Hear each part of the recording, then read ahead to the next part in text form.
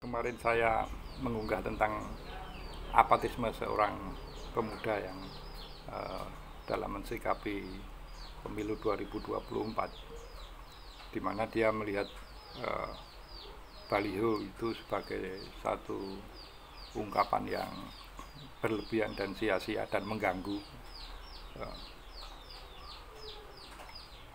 di mana pemuda tersebut kalau kita klasifikasikan dalam statistik itu berada di golongan masyarakat yang lapisan pendapatannya paling rendah, karena dia bekerja juga di bawah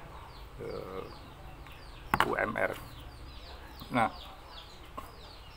kemudian saya tersentak dari kejadian yang terjadi di Bekasi, ya, yang itu juga dilakukan oleh sekumpulan anak muda yang mencoba dengan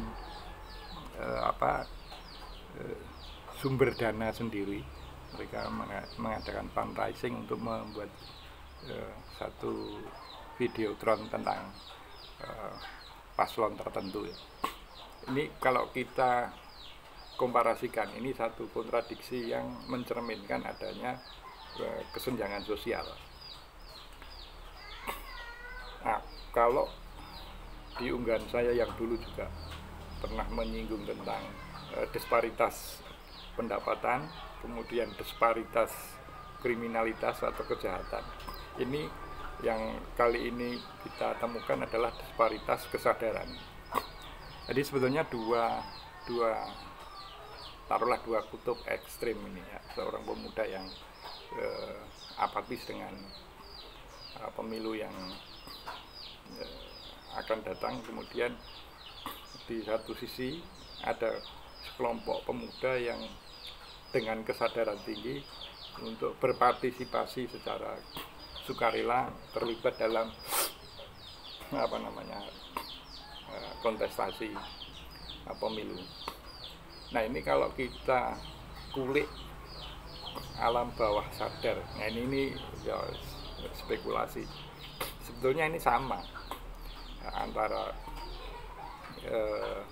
pemuda yang kemudian merasa apatis, kemudian pemuda yang sekelompok muda yang kemudian ada yang menyebut sebagai K-popers, ya.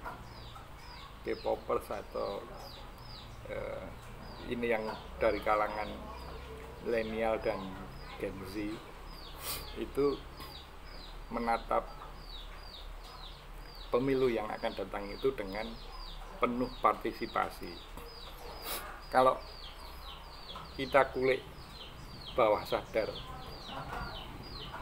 tentu sekali lagi ini adalah spekulatif. Anak muda yang ada di bottom tadi, yang dari kalangan lapisan masyarakat berpendapatan sangat rendah, itu dia melihat ya dari beberapa kali pemilu, apa yang dia lihat ternyata tidak merubah keadaan, sehingga akhirnya dia sampai pada satu kesimpulan bahwa pemilu itu tidak berimbas pada nasib mereka. Ini respon bawah sadar, artinya bahwa sebetulnya di sisi yang lain berarti sebetulnya dia menginginkan pemilu itu yang mempunyai pengaruh terhadap, kalau dalam bahasa konstitusinya adalah kesejahteraan masyarakat. Jadi kalau dari tahun ke tahun yang dia lihat adalah ketidaksejahteraan masyarakat secara umum, terutama di lapisan mereka, maka ya apa gunanya pemilu, begitu kira-kira kalau dideskripsikan apa yang ada dalam pikirannya, begitu. Sementara untuk lapisan yang tadi mewakili itu hampir dipastikan bahwa mereka dari kalangan berpendapatan menengah ke atas, karena mampu menggalang dana, bahkan tidak diminta pun menggalang dana untuk mewujudkan ya semacam APK yang itu berwujud Videotron yang itu mahal dan strategis. Itu melihat bahwa dengan cara itu mereka berharap adanya satu muncul kepemimpinan nasional yang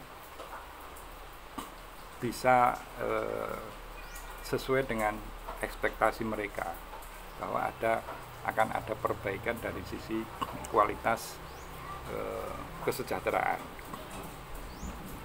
Nah ini saya kira kalau kita kembalikan ke akarnya, itu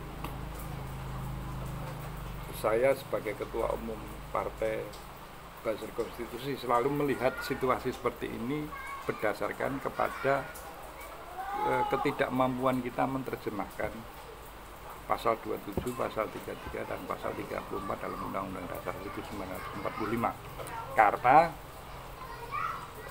kalau pasal 33 terutama ya, yang terkait dengan penguasaan negara atas bumi, air, dan kekayaan yang terkandung di dalamnya digunakan sebesar-besarnya untuk rakyat Indonesia, maka barangkali kesenjangan antara kelompok pemuda yang berada di lapisan atas itu dengan sekelompok pemuda yang bekerja di bawah UMR atau bahkan pengangguran, itu jaraknya akan semakin menipis. Artinya ada sisi keadilan yang mengalami progres. Ya, karena pelaksanaan pasal 33 terganggu, maka fenomena seperti ini, kesenjangan semacam ini juga terjadi. Padahal berdasarkan catatan KPU kalau tidak salah, atau satu kajian di Visipol UGM itu menyebutkan bahwa